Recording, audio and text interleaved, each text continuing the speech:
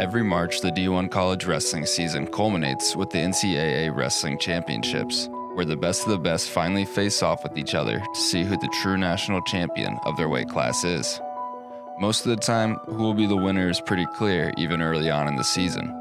Sometimes a predicted champ can be knocked off by a close second or third seed, and then sometimes the unthinkable can happen, and someone completely off the radar can storm their way to the finals and shock everyone in claiming the national title. In this video, we'll be taking you through the lowest seeded wrestlers ever to win a D1 NCAA Wrestling Championship. We'll start at number 8 with Wright of Penn State winning in 2011 at 184 pounds as the 9th seed. With the 6th place All-American finish as a freshman, Wright would sit out his sophomore year in redshirt. Returning to the starting lineup his redshirt sophomore season, Wright would suffer an injury in early December that year, sidelining him for nearly 2 months. He would return just in time to win the Big Ten tournament, earning him the 9th seed going into the NCAA tournament. Taking out the 8th seed in the second round of the tourney, Wright would stun everyone in the quarters when he'd defeat the number 1 seed, Chris Honeycutt of Edinboro. Hitting the 12th seed in the semis, Quinton would now have to take on the number 2 seed, Robert Hamlin of Lehigh, in the finals.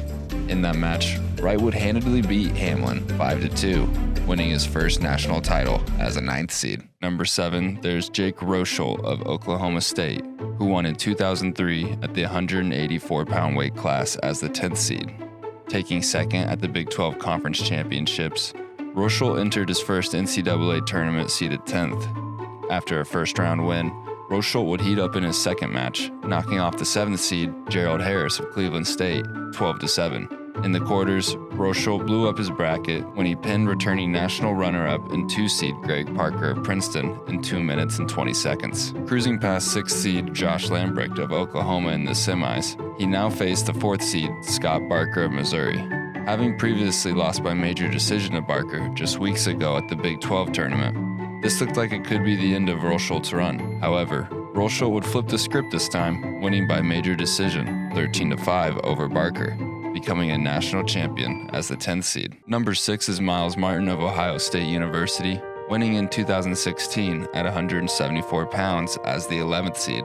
Martin would enter the starting lineup halfway through his true freshman season. With a 3rd place finish at Big Tens that year, Martin would enter the NCAA tournament as the 11th seed.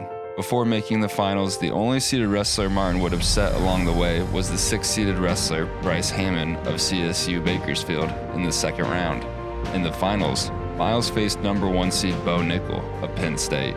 Nickel had already made his presence known as a redshirt freshman that year and had pinned Martin weeks earlier at the Big Ten tournament. In their final, it was tightly contested until in the second period, Martin would break the match open with a 6-point sequence, scoring a 2-point takedown and 4-point near fall.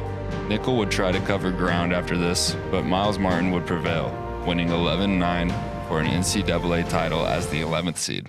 At number 5, we have Jared King of Edinboro, who won at 165 pounds in 2009 as the 12th seed.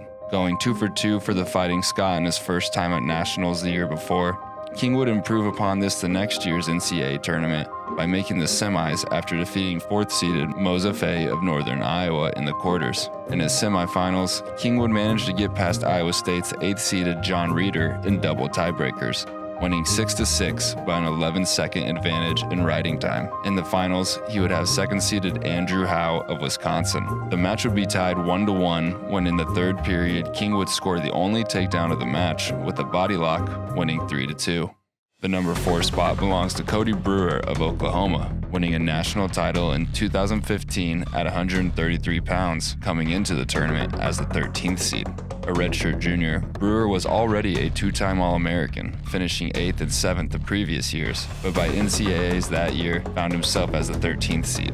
On paper, Brewer had to run through a gauntlet to make the finals, facing consecutively the 4th, 12th, and number 1 seed, but Cody would dominate, winning each match by major decision. This included handing number 1 seed Chris Dardanes his first loss of the season in the semifinals. In the finals, Brewer would have his closest match of the tournament, beating the 3rd seed Corey Clark of Iowa by an 11-8 decision to become a national champion as a 13th seed.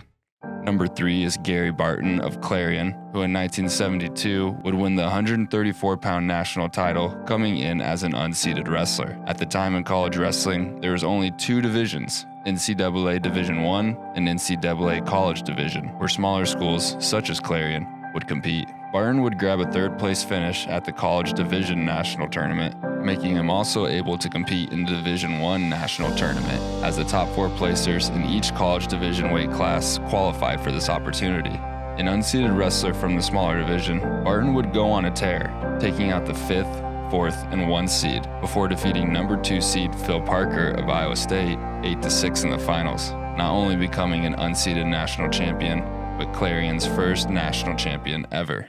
At number 2, we have Matt Reese of North Carolina State, winning a national title in 1980 at 167 pounds as an unseeded true freshman. Coach Bob Guzzo had been building the Wolfpack wrestling program up into a national power after taking over in 1975. And 1980 would prove to be a breakout year when the team would finish 8th nationally.